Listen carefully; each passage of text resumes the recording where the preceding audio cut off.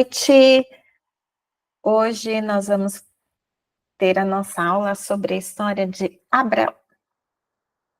Deixa eu entrar aqui nos slides. Abraão, que era casado com a Sarai, Abrão, que era casado com Sarai, porque no início o nome dele era Abrão. Na verdade, o nome dele era Avram, né? E as traduções chegaram em Abrão. E a Sarai, eles já tinham uma certa idade quando a história deles começaram. E a primeira promessa que Deus fez a Abraão foi essa: sai-te da tua terra, da tua parentela e da casa de teu pai para a terra que eu te mostrarei. Far-te-ei uma grande nação e abençoar-te-ei e engrandecerei o teu nome e tu serás uma bênção. E abençoarei os que te abençoarem e amaldiçoarei os que te amaldiçoarem. Em ti serão benditas todas as famílias da terra. Então essa é a primeira promessa de Deus na vida de Abraão. E ele já era grandinho, um homem feito, quando isso aconteceu, já tinha alguns aninhos de vida. Então, o que ele fez? Ele pegou o primo dele, o Ló, e fez o que Deus pediu. O que Deus falou? Larga todo mundo, larga a tua parentela, larga o teu pai, porque Deus queria dar um recomeço para Abraão, Deus queria tornar Abraão o início de uma geração, de uma genealogia que terminaria em Cristo. Deus escolheu Abraão para isso. Então ele separou Abraão, falou: sai de junto dos teus pais, da tua família e vai para a terra que eu vou te dar. E ele e Ló eram muito chegados, eles eram muito unidos, eles eram muito amigos. Então Abraão falou: Ló, pega aí a tua família, eu vou pegar a minha família e a gente vai fazer o que Deus pediu para a gente fazer. Então, Abraão foi para Canaã, a terra de Canaã. Deus foi levando, até que eles chegaram à terra de Canaã. Quando chegaram lá em Canaã, Deus falou assim: a tua descendência darei esta terra, a terra de Canaã, a terra onde Abraão estava, Abraão e Ló estavam lá. Então, o que é a terra de Canaã? A terra de Canaã é esse verdinho aqui, ó, que eu estou circulando aqui nesse primeiro mapa. Ai, mas aonde fica isso hoje? Veja que é a mesma localização de Israel. Tá vendo aqui, ó? Esse mar aqui é esse mar aqui, tá? O mapa tá um pouquinho mais aproximado que o outro, só porque eu quis pegar Israel até daqui embaixo, até lá em cima. Então, tudo isso aqui é território de Israel e Canaã é isso daqui. Então, Deus falou nesse momento para Abraão que daria toda essa terra aqui de Canaã para ele. Depois, mais para frente um pouquinho, ele ainda avança um pouquinho mais para alguns lados aí, expandindo a promessa dele para mais um pouquinho além dessa terra de Canaã. Mas nesse momento é isso daí. Quando eles estavam lá na terra de Canaã, passou anos, passou um tempo, e aí começou a vir fome aonde eles estavam. Então eles foram para o Egito para buscar alimento, sustento para sua família. Nesse momento, a família, os servos, os gados e etc., tudo que Abraão e que Ló tinham, já tinham crescido muito, eles já tinham bastante coisa e ainda tinha crescido mais. Então foi todo mundo lá buscar sustento no Egito. Abraão tinha uma esposa, essa aqui é a esposa de Abraão, ela é a Sarai. A Sarai, ela era muito, muito bonita. Muito bonita. Apesar de não ser nenhuma menininha, ela já tem um pouco de idade, ela era muito bonita. E Abraão sabia que, quando chegasse lá, o faraó podia, é o que estava na cabeça dele, tá, gente? Não significa que isso ia acontecer. Mas na cabeça de Abraão, ele ia chegar lá, o faraó ia falar assim: nossa, que mulher bonita, eu quero ela para mim. Então o que a gente faz? A gente mata o marido dela e aí ela fica sozinha e eu vou pegar ela para mim. Abraão achou que o faraó ia fazer isso. Aí que ele fala: ô Sarai, quando chegar lá no Egito, você fala para o faraó que você é minha irmã, porque aí ele não vai querer me matar para ficar com você. E ela fez o que ele falou. E por que que ele falou isso? Ah, ele mentiu? Na verdade, não, porque a Sarai e o Abraão, eles eram filhos do mesmo pai, só que com mães diferentes, né? Eles eram parentes, meio irmãos, porque eles eram filhos do mesmo pai com mães diferentes.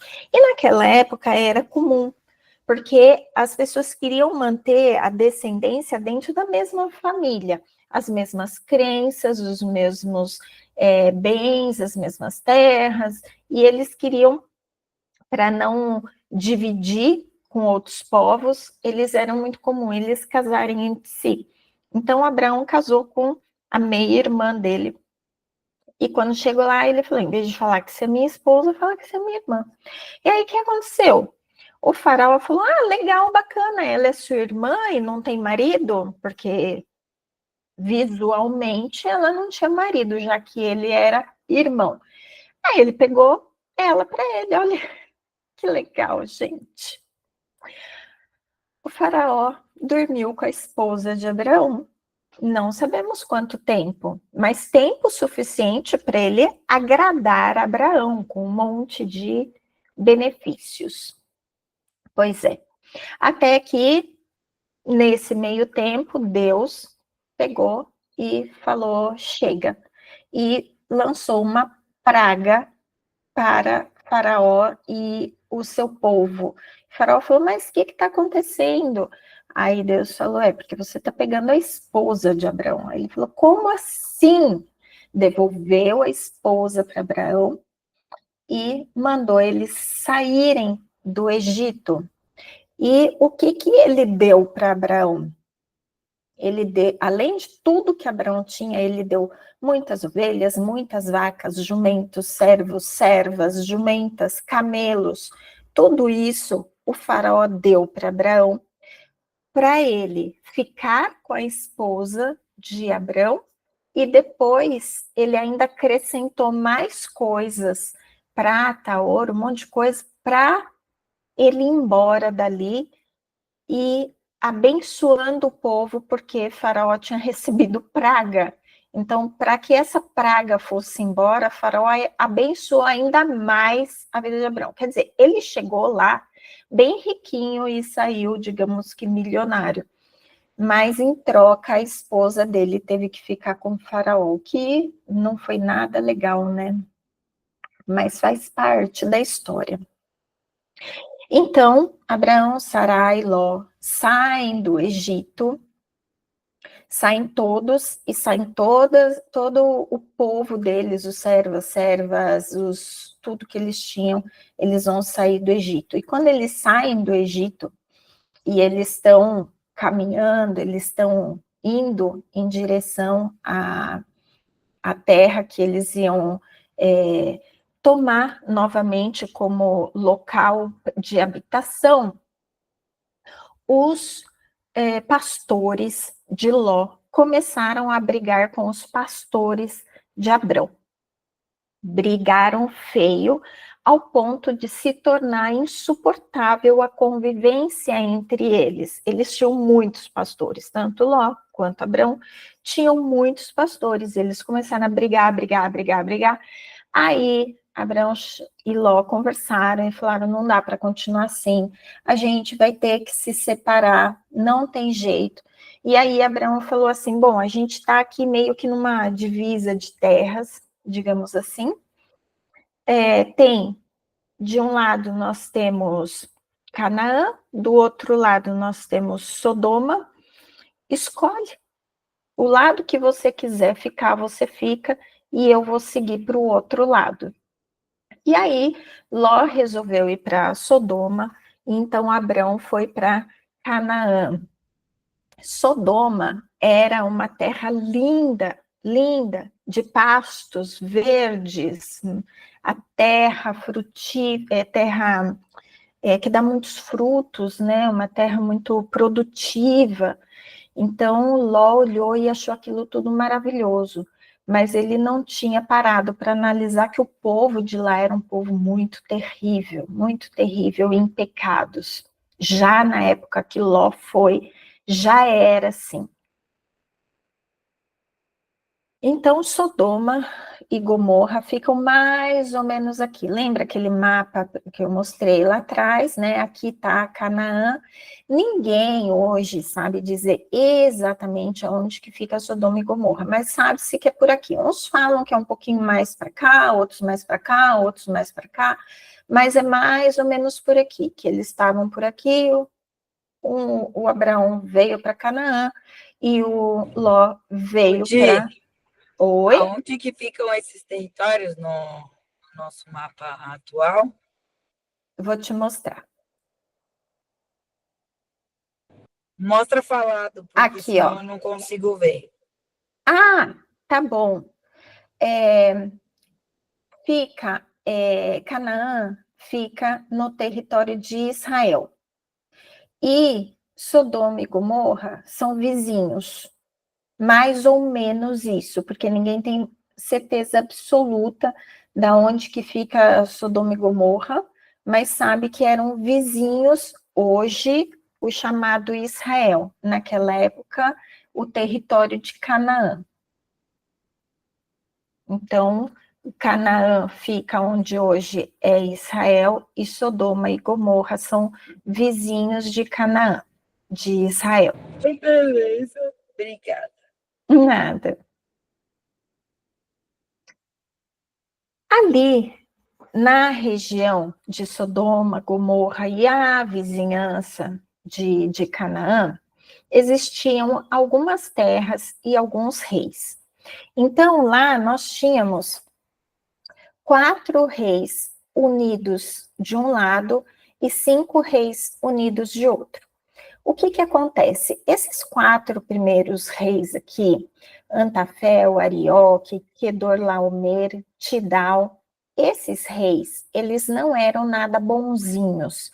E eles faziam pressão contra esses outros reis, que incluía Bera, rei de Sodoma, e Birza, rei de Gomorra. Aí ainda tinha Sinabe, Semebé e Zoá. Então, esses reis, eles vinham com tudo para cima desses outros 5, para realmente afligir eles e com ameaças de: se vocês não me derem dinheiro, a gente vai destruir vocês. Então, era tipo uma cobrança de impostos pesada, tipo isso, tá? Que eles faziam. Eles iam lá, ficavam cobrando muito, muito dinheiro, bens, coisas, enfim. E se eles não dessem o que eles pediam, eles ameaçavam destruir o território deles. E eles fizeram isso por 13 anos, até que eles ficaram assim: meu, a gente não aguenta mais eles virem aqui tirar tudo que a gente conquista. A gente passa um ano aí, um tempo, conquistando nossos bens, nossas coisas, e daí eles chegam aqui e levam tudo aquilo que a gente conquistou. E aí eles resolveram que eles não mais iam suportar isso. E quando esses reis foram, quem comandava esses 4 aqui era o Kedorlaomer. Quando eles foram atacar, cobrar, eles revidaram e realmente fizeram uma guerra, uma guerrilha ali desses 4 reis contra esses 5. Só que esses 4, eles realmente eram muito poderosos. Eles eram muito fortes. E eles derrotaram todos esses 5. E ainda levaram um monte de gente como escravo, levaram tudo que eles tinham e levaram os homens como escravo, o pessoal e tal, as mulheres. Só que, como eles fizeram isso e no meio, gente, estava Sodoma. E quem é que estava em Sodoma? O primo de Abrão, o Ló. Quando contaram para Abrão que Ló tinha sido levado como escravo, gente, imagina a pessoa que você mais ama no mundo ser levado como escravo. É tipo isso, porque eles eram muito unidos, muito. Um gostava demais, demais do outro. Imagina levar um filho teu, é tipo isso, sabe? Levar um filho teu como escravo.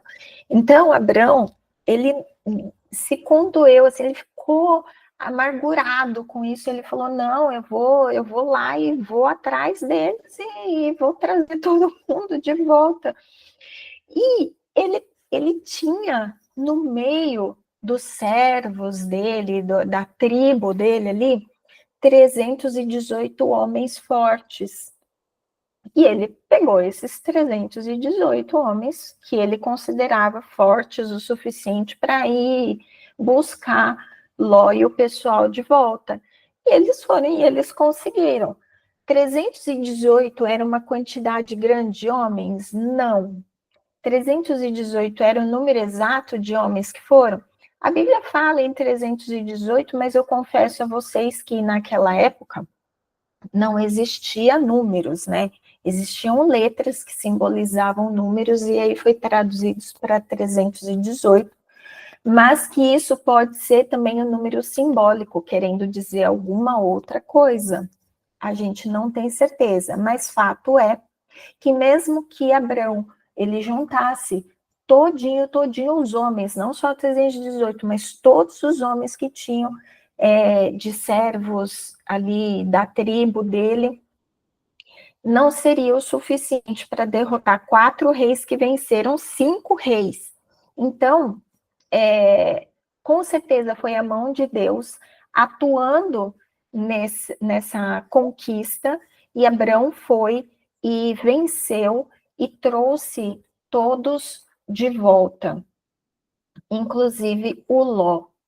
Quando ele devolveu as pessoas e todos os bens ali de Sodoma, a Bíblia deixa muito específico Sodoma. A gente imagina que estava todo mundo junto, saiu todo mundo, mas não temos certeza. Pode ser que ele tenha salvo só o pessoal de Sodoma mesmo. De qualquer maneira, ele salvou as pessoas e os bens e trouxe tudo que era de Sodoma e devolveu para o rei de Sodoma. E nesse momento ele encontra com Melquisedeque. E Melquisedeque vai lá agradecer, ele vai abençoar o Abrão, e o Abraão, ele reconhece Melquisedeque como sendo sacerdote de Deus, do Deus Altíssimo, mesmo Deus que Abraão serve. Então, o que ele faz? Ele pega todas as coisas dele, pega o dízimo de tudo isso, 10%, e ele entrega para Melquisedeque. Melquisedeque, ele era sacerdote rei de Salém. Salém, gente, é uma forma antiga, uma expressão antiga de se falar Jerusalém.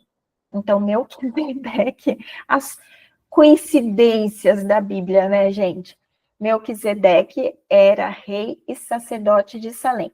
Por que Melquisedeque ele se torna uma figura tão importante? Ele, em toda a história bíblica, ele só aparece aqui. Ele, do nada, chega e fala: olha, sacerdote, rei de Salém, chego para abençoar Abraão, porque Abraão trouxe todo o povo de volta. Ele só aparece aí. Mas por que ele se torna uma figura das mais importantes figuras na Bíblia? Porque lá no Novo Testamento, quando nós estamos com Jesus,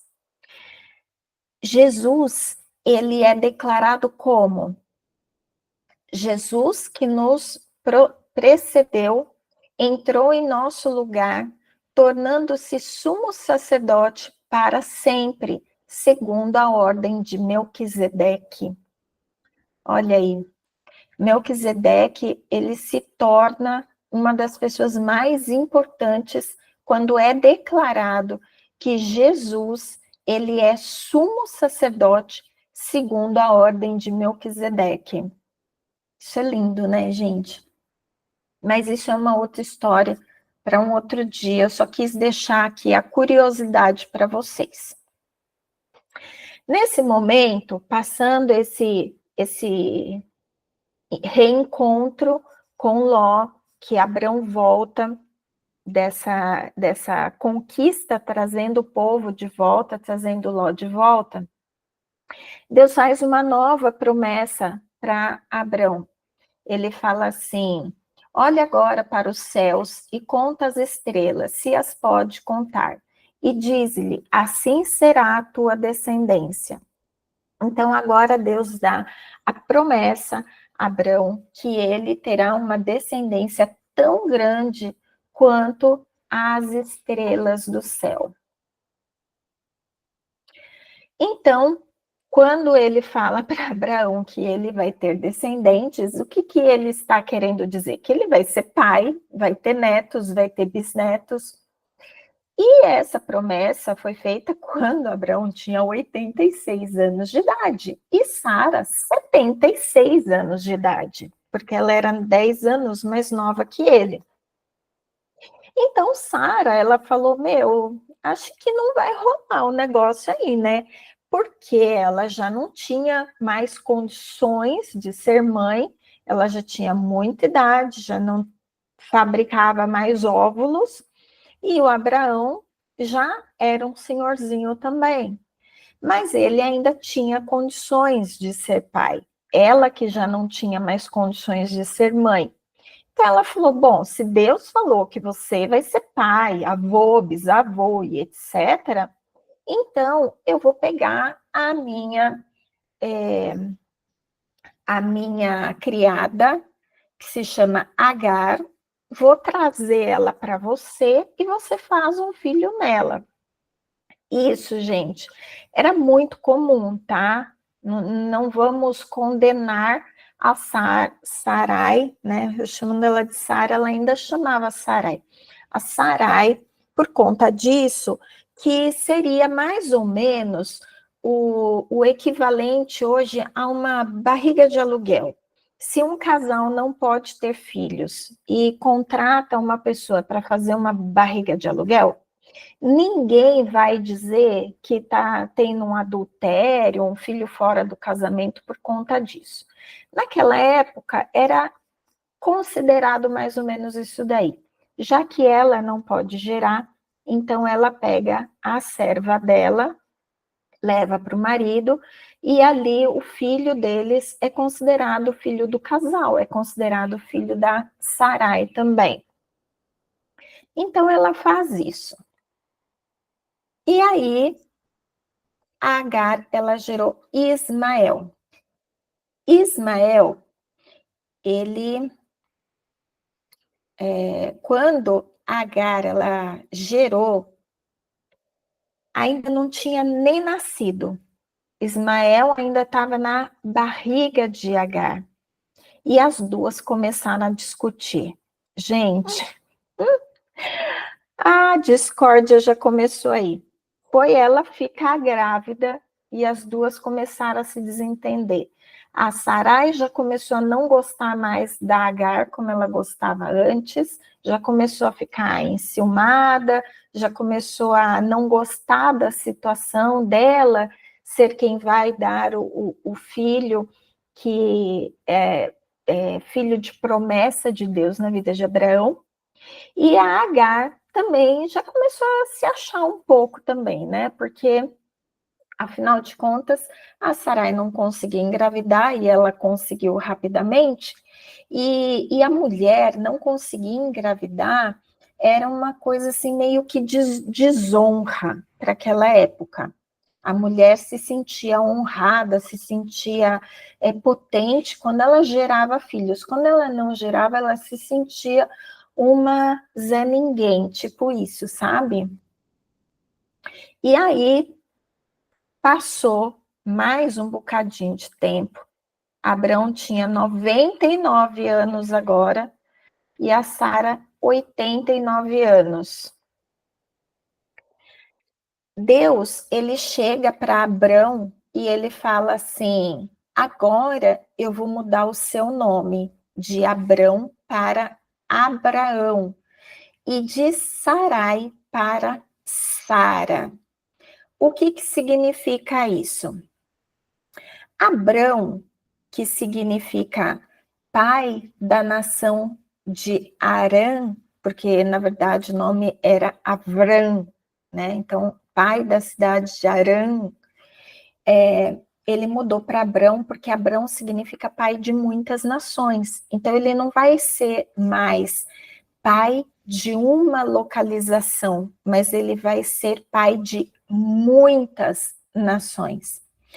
E Sarai significa minha princesa, mas ela também vai ser mãe de muitas nações, então ela não pode ser princesa de uma localização, minha princesa, ela passa a ser Sara, que significa apenas princesa, princesa para todos.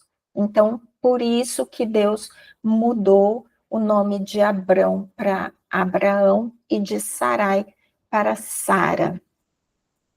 Na verdade, o nome Sara foi tirado um I e acrescentado um H, que a gente não usa mais, mas não foi tirada uma letra, foi modificada apenas uma letra. E nesse período, Deus fala que chegou o momento deles gerarem um filho, o momento de Sara gerar um filho, não mais um filho através de Agar, mas um filho vindo de Sara mesmo. Pois é, gente, a Sara foi mãezinha com 90 anos de idade. 90 anos de idade. E aí, Sara, ela estava com Isaac, ela gerou Isaac. Quando isso aconteceu, Ismael já tinha 14 aninhos, porque lembra que fazia muito tempo que Abraão tinha dado a primeira promessa, e aí ela pegou Agar e levou para lá, e aí o Ismael nasceu, e aí Ismael já tinha 14 anos, quando a Sara engravidou de Isaac.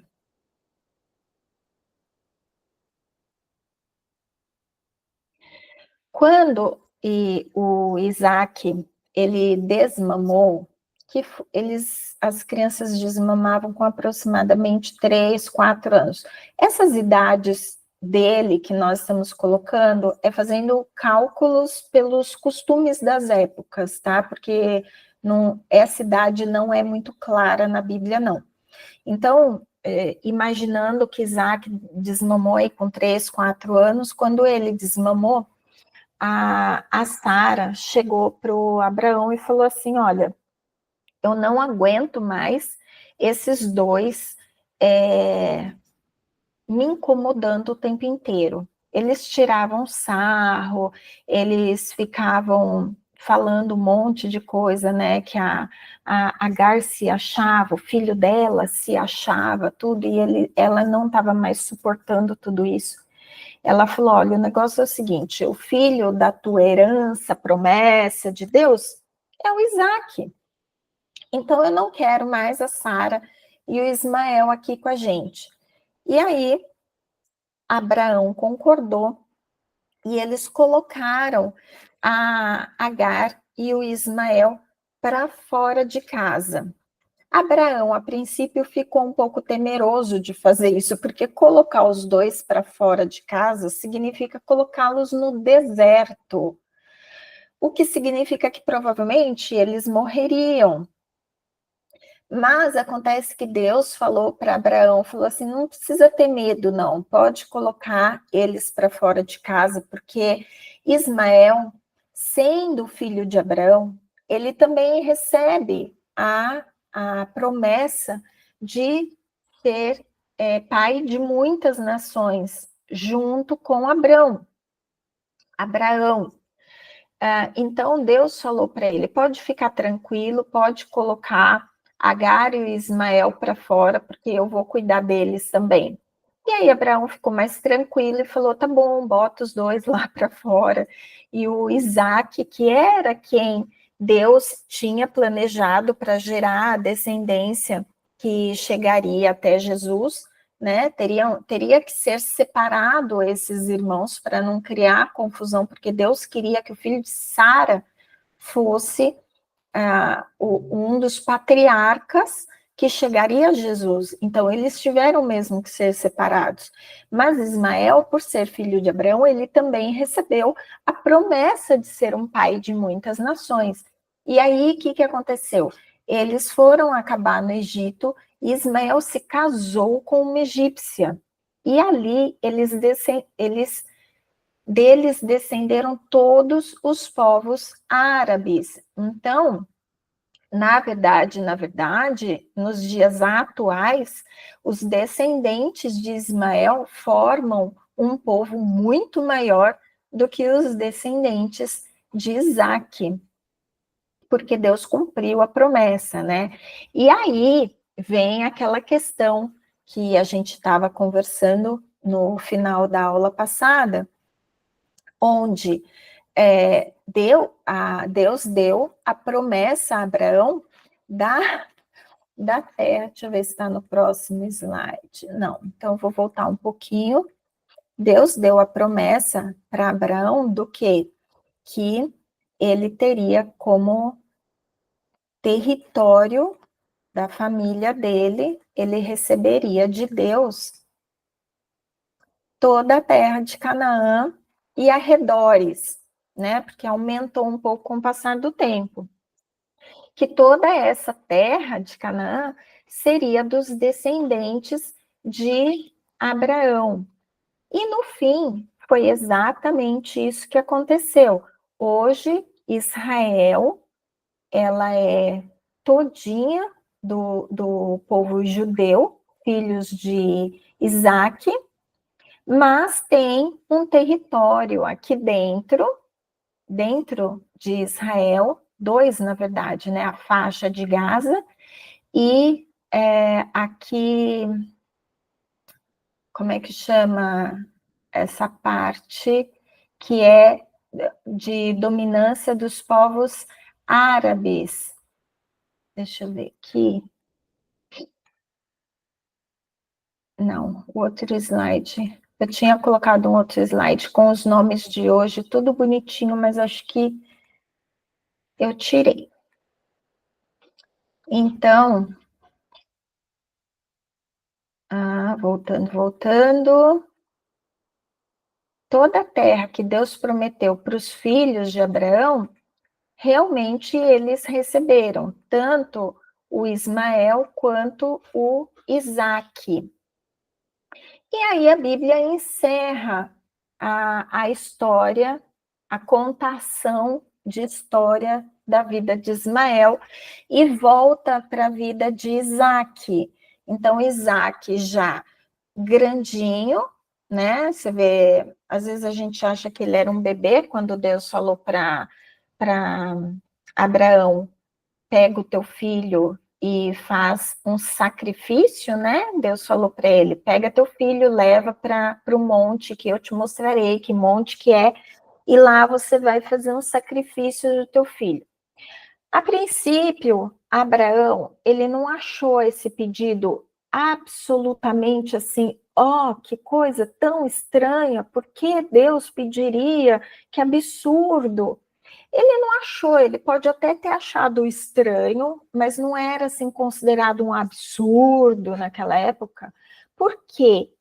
Porque todos os povos ao redor que não serviam a Deus, que serviam a outros deuses, era super comum pedir o filho em sacrifício.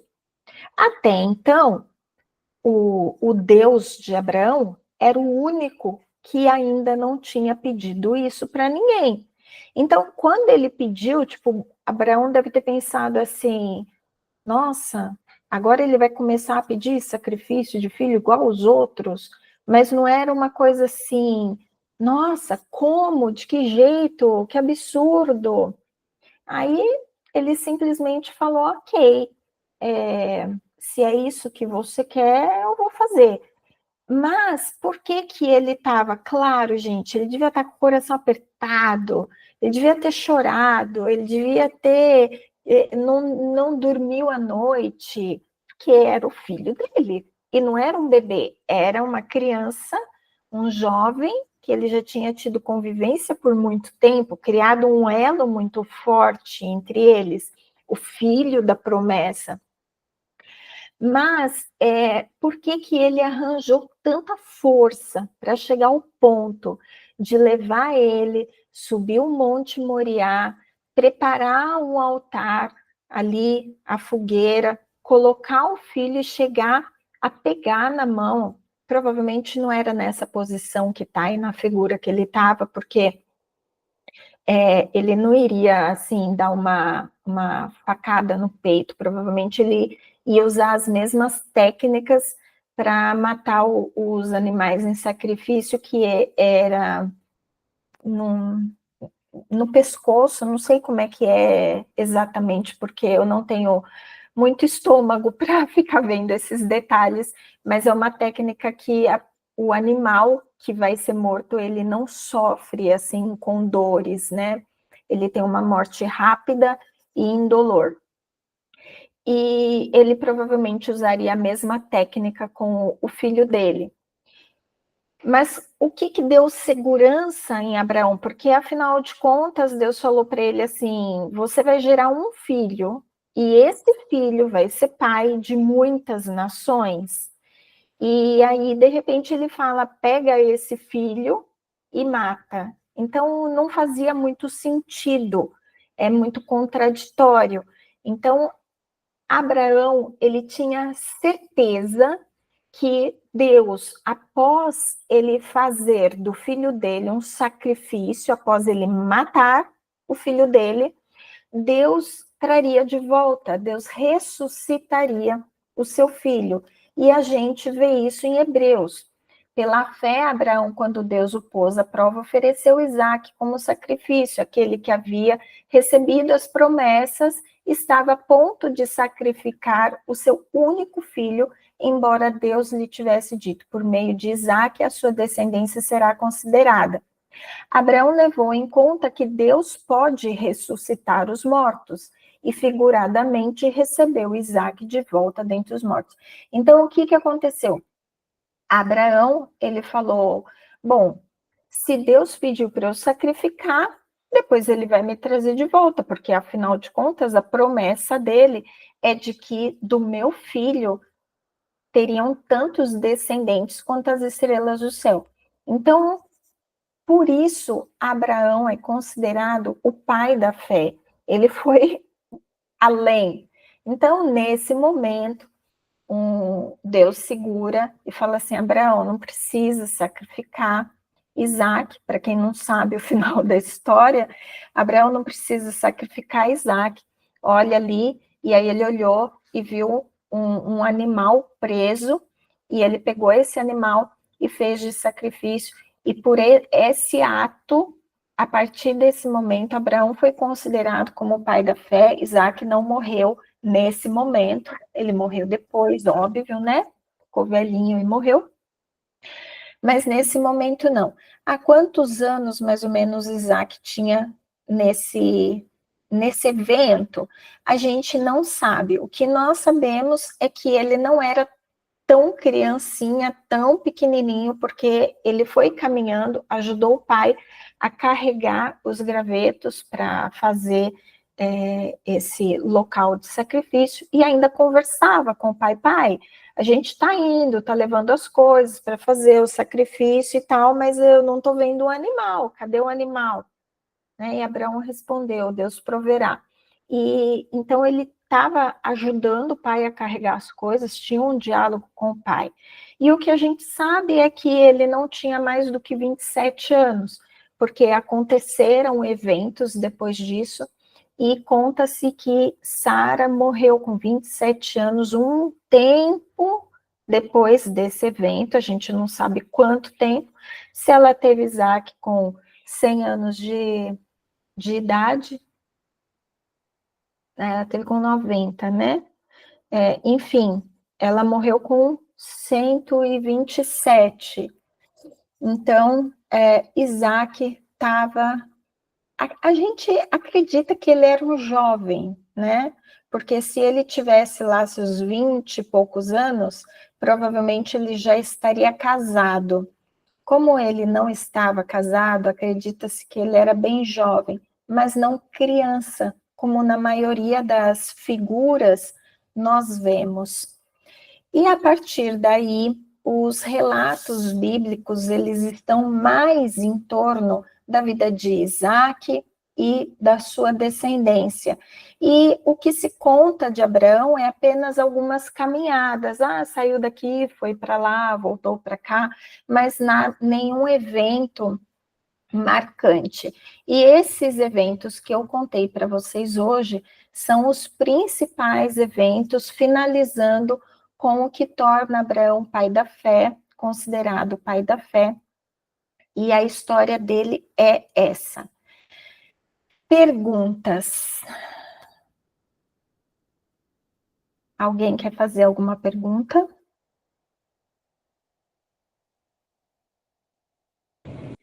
Odi, você falou que depois o Isaac seria pai de uma nação todinha, né? Mas por quê? Calma aí, eu não sei a árvore genealógica direito. Isaac, ele gerou todo o povo judeu. O povo judeu que nós conhecemos hoje, eles iniciaram em Isaac. Todo o povo árabe que nós conhecemos hoje, eles iniciaram com Ismael.